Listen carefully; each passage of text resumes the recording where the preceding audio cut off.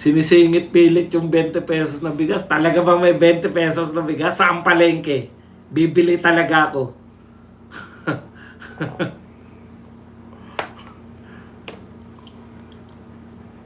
Kayo lang naman nauuto na may 20 pesos na bigas eh. Ano palagay nyo sa amin? Uto-uto katulad nyo? Kung kayo uto-uto, ituro nyo sa amin ng 20 pesos. Bibili talaga ako. Wala nga eh. Kuya, tanda mo na. Ikaw, bata ka pa. Uuhugin ka pa nga eh. Boy. Wala ka pang nararating sa buhay. Chismoso. Utot mo.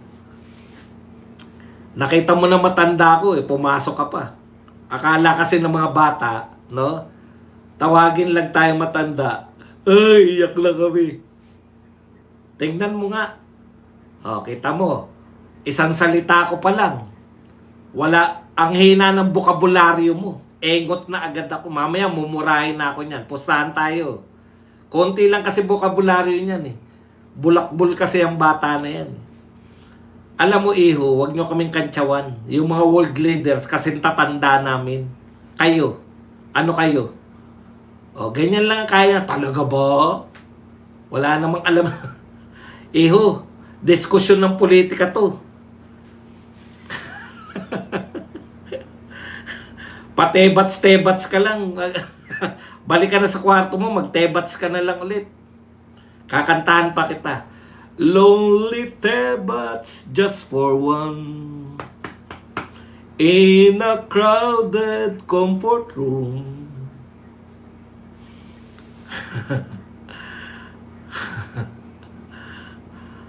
Huwag ka na rito. Bawal bobo rito.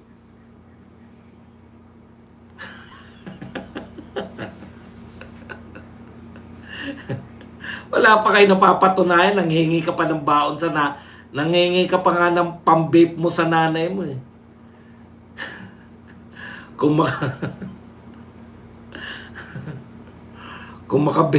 makabira kayo sa mga matatanda. Wala ka ba lolo?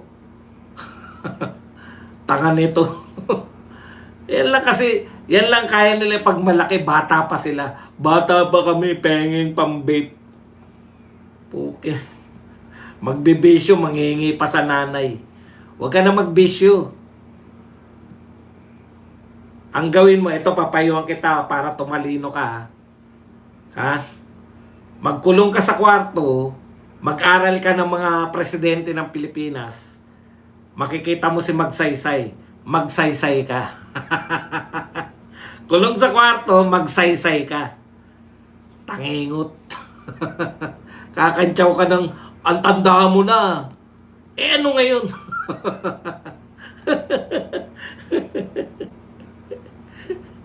Boss Bas, ang bagay na kanta dyan ay Batibot. Hindi nila alam yung no, Lonely Tebats. Baka meron pa. Eto last.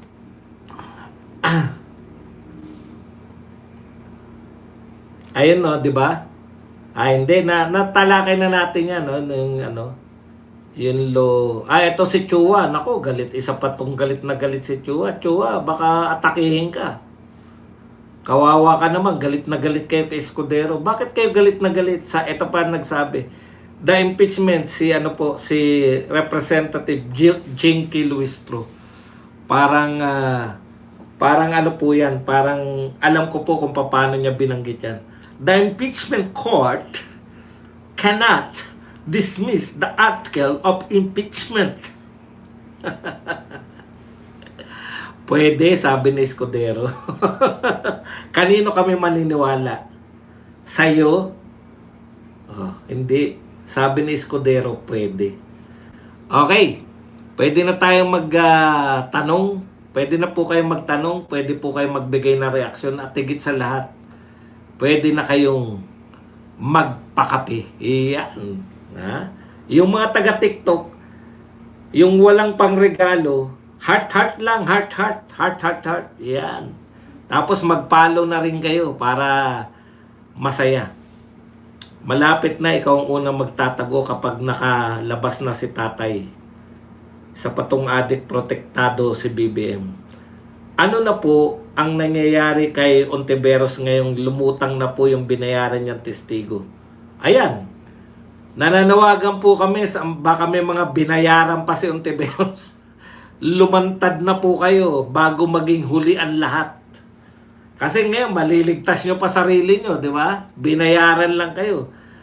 Kaso po yan, yung nagpo-false witness po kayo. Eh ngayon, pwede po kayong ano, di ba? Ay, mga binayaran lang ako ni Ontiveros. Sana po lahat po ng mga binayaran pa, kung meron pa, labas na po kayo. Dinamay mo pa yung Diyos sa pagkakakulong ni Tatay Digong. Ang nagpakulong kay Tatay Digong, yung gobyerno natin. Dinamay mo pa Diyos. Kuwang-kuwa mo, Kuya Baz, si Madam the way how to talk. Oh, ganun magsalita yan eh. Uli, Jerbel Ruistro, asa na pala asawa mong M? Kabrad ni Arnold. The way it used to be. Engelbert. Boss Baz, ano ang pros and cons?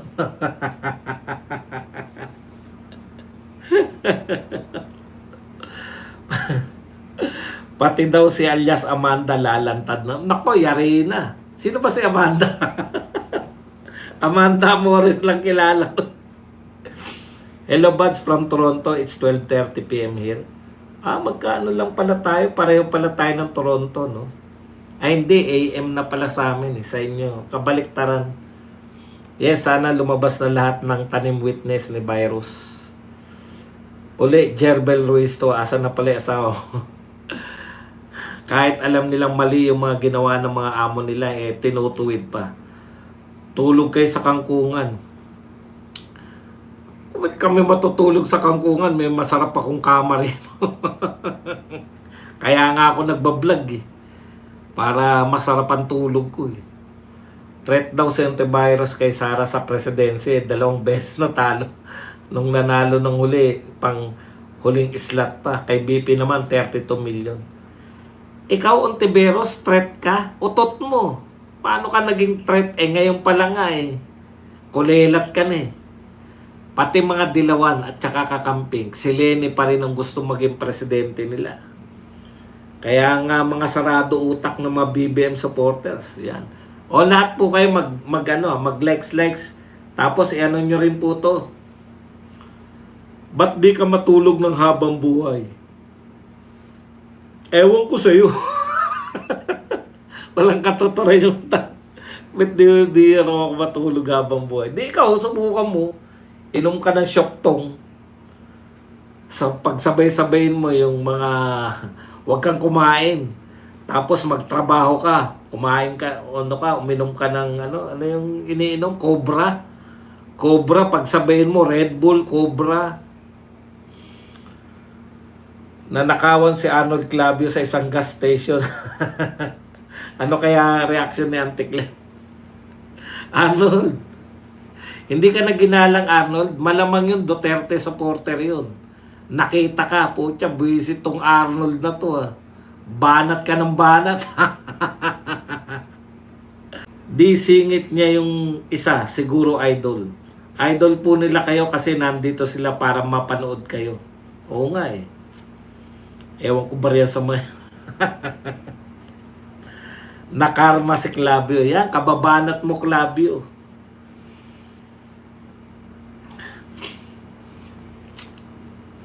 Asan yung mga anak mayaman dito sa TikTok na hindi maramdaman yung ginawa sa kanila ni Tatay Digong? BBS, bilis talaga ng karma boss kay Arnold. Pilukan ni Arnold. Pilukan ni Naka. Base sa latest survey, 35% si Sara, while Virus get 3%. O, konti lang pala. Konti lang, dikit na dikit yun 35 tsaka 3. Sino mas mataas sa kanila ni Martin?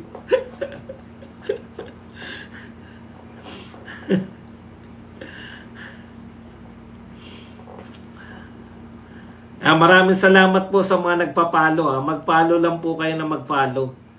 Yan. Si Arnold nakamukha ni Arn Arn. Si Arnold din kamukha ni Arn Arn.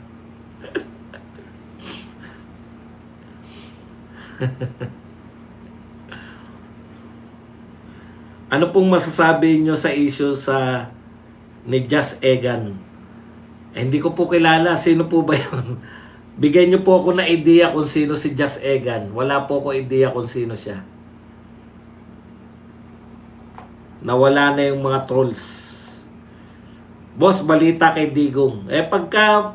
Pagka ano na, yung panahon na ng sagutan, pagsagot na sa mga trolls, wala na sila eh. Ganyan nga yung mga yan eh.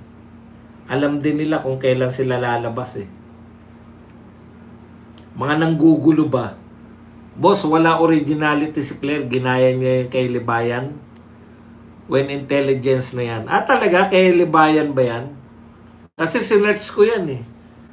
Sabi ko, is there a scientific basis? Yung immediate lang. Yung nagalit ka ngayon. Pero, kaya hindi naman galit si hindi naman galit si BP Sara, di ba? Pero depende pa rin po sa tao kasi nakita ko po laging galit si Lagi pong galit si Miriam no? Nung senador yan, laging galit eh. Pero alam niya rin po na panood ko uli yung sagutan nila ni Carpio, yung babae. Carpio ba yun? Yung babae. Dati ding Justice. Carpio ba yun? Justice Carpio na babae.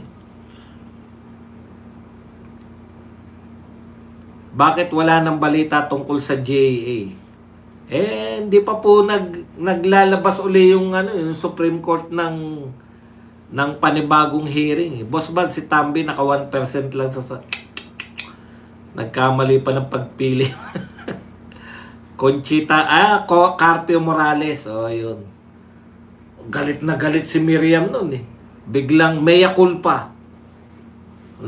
Humingi ng sorry si Conchita Carpio.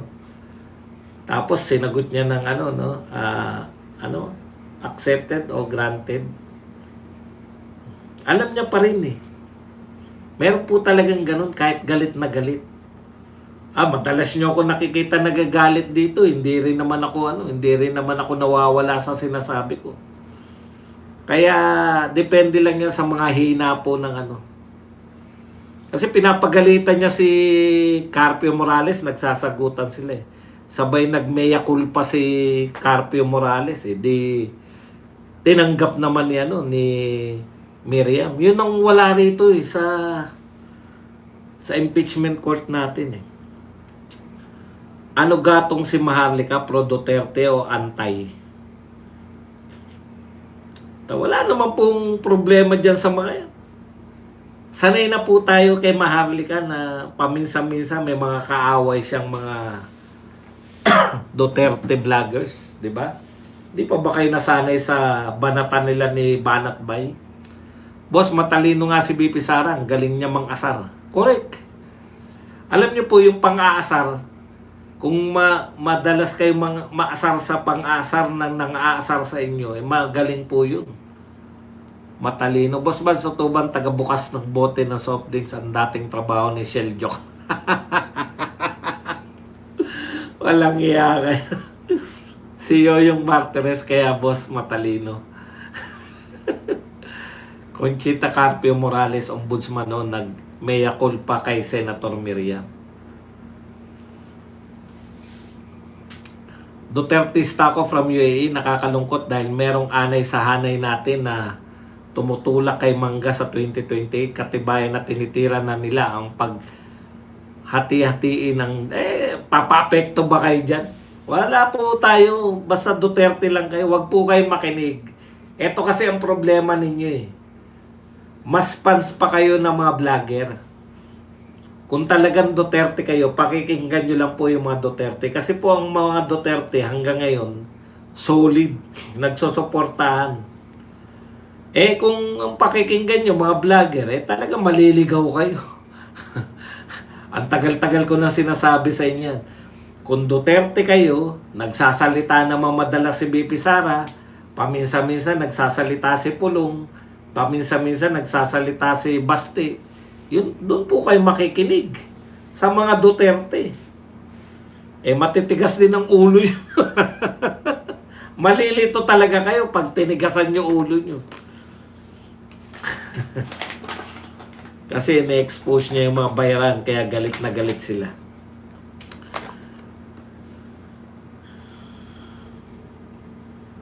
Panapanahon yan. Panapanahon may ganyan tayong mararanasan dito sa mga Duterte. Dahil ako matanda na para patulan pa yung mga Duterte na lang tayo. Sir Badong, si Jasmine Egan po or aka Jas Egan po ay siya yung dating senior protocol director ni Tatay Digong. Yan po yung sinasabi ni Maharlika na kesyo po one of girlfriend ni Tatay Digong. Ito po ang ano ko diyan, di ba? Ganito lang po kasimple yan. Sino po ba nakakakilala kay Tatay Digong ng lubusan? Mga anak niya. Yung mga anak niya po, tuwan-tuwa pa nga silang binabalita na maraming girlfriend si Tatay Digong. Ngayon, kung yung mga anak po hindi umaangal, tayo, hindi naman tayo kadugo. Kailan po ba naglihim si Tatay Digong? Sinabi niya po ba na isa lang ang babae niya? Ina-announce niya nga na babaero siya. Kayo naman. Tapos ano po issue dun? Yun nga po kasi kung pinaniniwalaan niyo po yung mga Duterte, yung mga kadugo nga walang problema Kasama ba yung Ega na yan sa mga sinabi ni Baste na mga minahal ni Tatay Digong? Mapagmahal po yung Tatay Digong natin. Ano magagawa nyo? Kung ayaw nyo pong tanggapin yun, huwag na kayo mag-Duterte. Mamumblema pa kayo dyan. Hindi po issue sa akin yung pambababae ni Tatay Digong kasi nakilala na natin siyang ganyan. As long as yung pamumuno niya sa bansa ay hindi naapektuhan ng kanyang mga chiching, okay lang yan. Ako, nakita niyo naman, for 6 years, hindi naman sila naka-apekto 'Di ba? Alam nila yung lugar nila Baka alam rin nila kung anong araw sila.